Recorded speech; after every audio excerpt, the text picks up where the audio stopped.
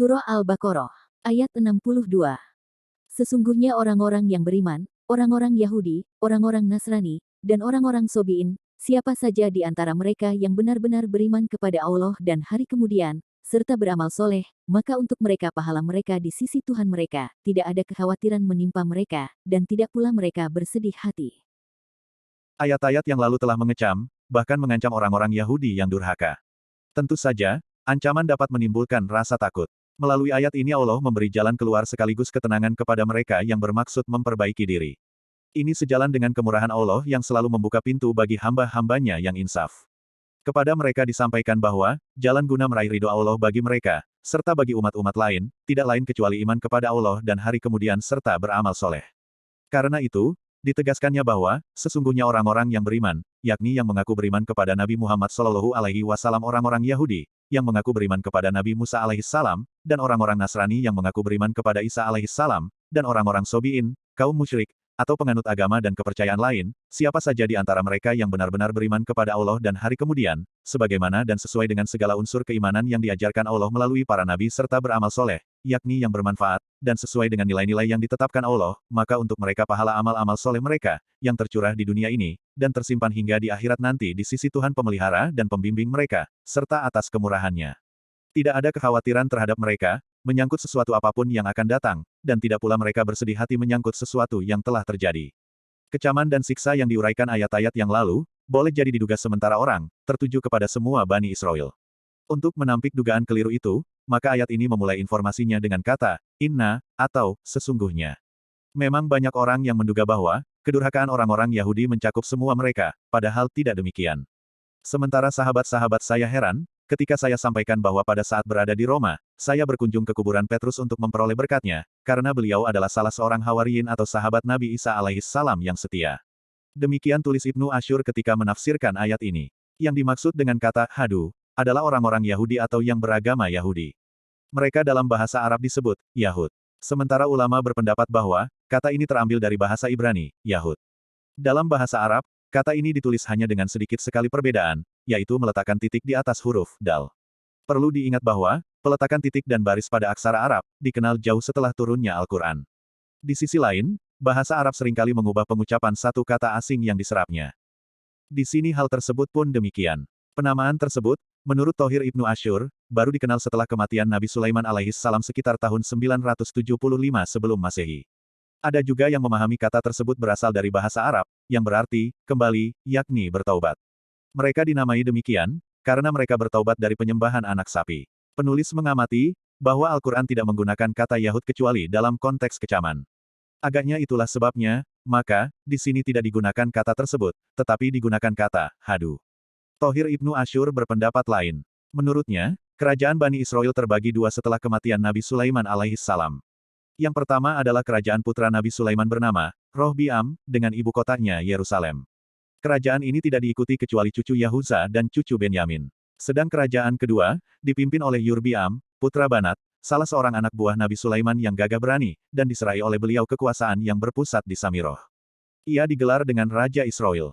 Tetapi masyarakatnya sangat bejat, dan mengaburkan ajaran agama. Mereka menyembah berhala dan kekuasaan mereka diporak-porandakan, bahkan mereka diperbudak sehingga pada akhirnya kerajaan ini punah setelah 250 tahun. Sejak itu, tidak ada lagi kekuasaan dan kerajaan Bani Israel kecuali kerajaan pertama di atas, dan ini bertahan sampai dihancurkan pada tahun 120 sebelum Masehi, oleh Adrian, salah seorang penguasa Imperium Romawi, dan yang mengusir mereka sehingga terpencar kemana-mana. Agaknya, tulis Ibnu Asyur, mereka itulah yang dimaksud dengan hadu, dan karena itu ayat ini menggunakannya walaupun pada akhirnya kata ini mencakup semua yang beragama Yahudi. Kata An-Nasoro, terambil dari kata Nasiroh, yaitu satu wilayah di Palestina, di mana Maryam, ibu Nabi Isa alaihissalam dibesarkan, dan dari sana dalam keadaan mengandung Isa alaihissalam, beliau menuju ke Bait Al-Maqdis, tetapi sebelum tiba beliau melahirkan Isa alaihissalam di Bethlehem. Dari Isa alaihissalam digelar oleh Bani Israel dengan Yasu. Dari sini pengikut-pengikut beliau dinamai Nasoro, yang merupakan bentuk jamak dari kata Nasri, atau Nasiri.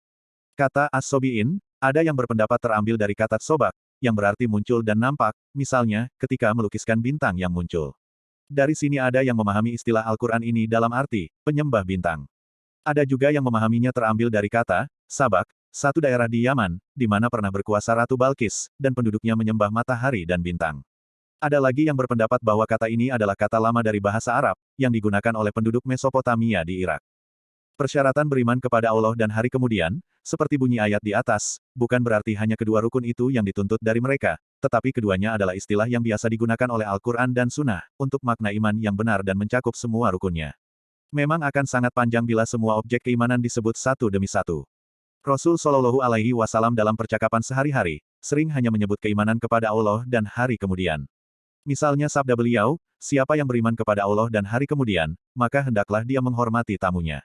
Di kali lain beliau bersabda, siapa yang beriman kepada Allah dan hari kemudian, maka hendaklah mengucapkan kata-kata yang baik atau diam.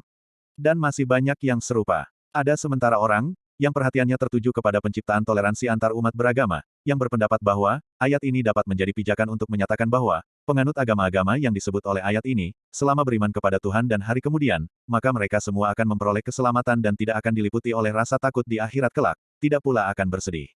Pendapat semacam ini nyaris menjadikan semua agama sama, padahal agama-agama itu pada hakikat berbeda-beda dalam akidah serta ibadah yang diajarkannya. Bagaimana mungkin Yahudi dan Nasrani dipersamakan, padahal keduanya saling mempersalahkan? Bagaimana mungkin yang ini dan itu dinyatakan tidak akan diliputi rasa takut atau sedih, sedang yang ini menurut itu, dan atas nama Tuhan yang disembah, adalah penghuni surga dan yang itu penghuni neraka, yang ini tidak sedih dan takut, dan yang itu, bukan saja takut tetapi disiksa dengan aneka siksa. Bahwa surga dan neraka adalah hak prerogatif Allah, memang harus diakui. Tetapi hak tersebut tidak menjadikan semua penganut agama sama di hadapannya. Bahwa hidup rukun dan damai antar pemeluk agama adalah sesuatu yang mutlak, dan merupakan tuntunan agama, tetapi cara untuk mencapai hal itu bukan dengan mengorbankan ajaran agama. Caranya adalah hidup damai dan menyerahkan kepadanya semata untuk memutuskan di hari kemudian kelak, agama siapa yang direstuinya dan agama siapa pula yang keliru, kemudian menyerahkan pula kepadanya penentuan akhir, siapa yang dianugerahi kedamaian dan surga, dan siapa pula yang akan takut dan bersedih. Firman-Nya, "Falahum ajruhum inda rabbihim," artinya, untuk mereka pahala mereka di sisi Tuhan mereka, diperhadapkan dengan firman-Nya pada ayat lalu menyangkut yang durhaka, yakni, wabai, bigodobin min Allah, artinya, mereka mendapat kemurkaan dari Allah. Ini mendapat murka dan itu mendapat ridho, yang tercermin antara lain dalam ganjaran, karena itu, janji itu disertai dengan kata di sisi Allah. Sedang firman-Nya, wala khaufun alaihim, artinya, tidak ada kekhawatiran menimpa mereka, diperhadapkan dengan firman-Nya, wa duribat alaihim, az-zillah, artinya, dan ditimpakanlah atas mereka nista karena ia menjadikan seseorang takut dan khawatir. Dalam ini takut, dan yang itu tidak disentuh rasa takut. Sedang firman-Nya, walahum yahzanun, artinya, tidak pula mereka bersedih hati, diperhadapkan dengan firman-Nya, al-maskana atau kehinaan, karena kehinaan hidup menjadikan seseorang mengharapkan sesuatu yang tidak dapat dicapai sehingga menyedihkan hati. Dengan demikian, yang ini sedih dan itu gembira. Demikian, sekali lagi terlihat hubungan ayat ini dengan ayat yang lalu, dari sisi uraiannya yang bertolak belakang. Setelah penegasan yang memberi ketenangan terhadap semua pihak yang beriman kepada Allah dan hari kemudian, secara benar sesuai dengan yang diajarkan oleh para nabinya, atau yang tercantum dalam kitab suci yang diturunkannya, kelompok ayat ini melanjutkan dengan mengingatkan orang-orang Yahudi, tentang penjanjian mereka menyangkut kitab suci Taurat.